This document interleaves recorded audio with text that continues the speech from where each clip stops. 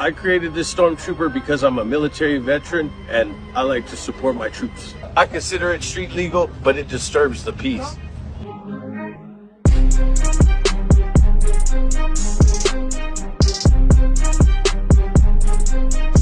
This stormtrooper carries over 100 speakers, and it's taken me 13 years to build this stormtrooper.